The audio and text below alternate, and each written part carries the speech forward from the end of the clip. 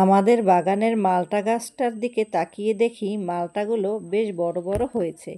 তাই ভাবলাম 2টা মালটা খেয়ে দেখি কেমন মিষ্টি হয়েছে। আসসালামু আলাইকুম এভরিওয়ান, সবাই কেমন আছেন? আশা করি সবাই ভালো আছেন। আমিও আপনাদের দোয়ায় আলহামদুলিল্লাহ অনেক ভালো আছি। আমার শাশুড়ি সিঁড়িতে বসে শাক কাটতেছিল। আমার চাচাতো দেবর ফোন দিয়ে বলল তার চাচিকে বোরকা পরে রেডি হইতে, তাকে তাদের বাড়িতে নিয়ে যাবে। আমার দেবর বাড়িতে আসছে, তার বউকে তার সাথে নিয়ে যাবে। তাই ভাবলো চাচা চাচিকে আজকের দিনটা তাদের সাথে রাখতে। আসলে আমার দেবরের বাবা বেঁচে নেই, তো তাই চাচা চাচি যতদিন বেঁচে আছে সুখে দুঃখে তাদেরকে পাশে রাখতে। আমার শাশুড়িকে পাঠিয়ে দিয়ে আমি রান্নাঘরে চলে আসলাম।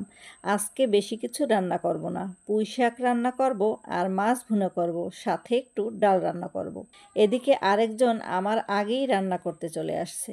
যাই হোক, আমি শাক রান্না বসিয়ে দিয়েছি। এদিকে আমার মেয়ে মাছগুলো ধুয়ে দিতেছে। শাক রান্না করে মাছ ভাজা বসিয়ে দিলাম। আজকে অনেক গরম পড়েছে, মন চাচ্ছে রসালো কিছু খাই। আমাদের উঠানের মালটা গাছটার দিকে তাকিয়ে দেখি মালটাগুলো বেশ বড় হয়েছে। তাই ভাবলাম 2টা মালটা ছিঁড়ে খেয়ে দেখি কেমন মিষ্টি হয়েছে। এই মালটা বেশি দিন গাছে থাকলে রস শুকিয়ে যায়। যাই হোক, মালটা 2টা ধুয়ে কেটে নিচ্ছি। আমার মেয়ে খাবার জন্য পাশে বসে আছে, সবাইকে ভাগ করে দিচ্ছি। মালটা খেতে অনেক মিষ্টি ছিল। বিকেলবেলা আমার দেবর যা চলে যাচ্ছে, গাড়ি থেকে নেমে সবার সাথে দেখা করে গেল।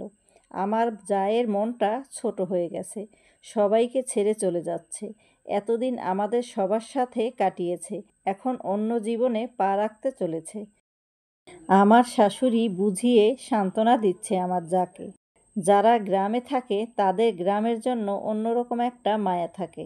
আরও যদি নিজের মা বাবা ভাই বোনকে ছেড়ে যেতে হয়, সেটা তো একটু কষ্টদায়ক হয়ে দাঁড়ায়। তো ওদেরকে বিদায় দেওয়ার জন্য আমরাও গেটের কাছে চলে এসেছি। বিকেলের দিকে আমার মেয়ের বান্ধবী এসেছে। আমার মেয়ের বান্ধবী কিছু পুদিনা পাতা নেয়ার কথা বলেছে। আমি এখানে 2টা পুরনো বালতিতে কিছু পুদিনা পাতা লাগিয়েছিলাম।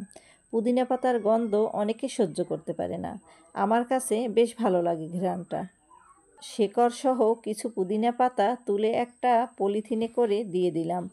আজকের ভিডিও এই পর্যন্ত। আগামীতে নতুন কোনো ভিডিও নিয়ে আবার আপনাদের সামনে আসব। ভালো থাকবেন, সুস্থ থাকবেন। আল্লাহ হাফেজ।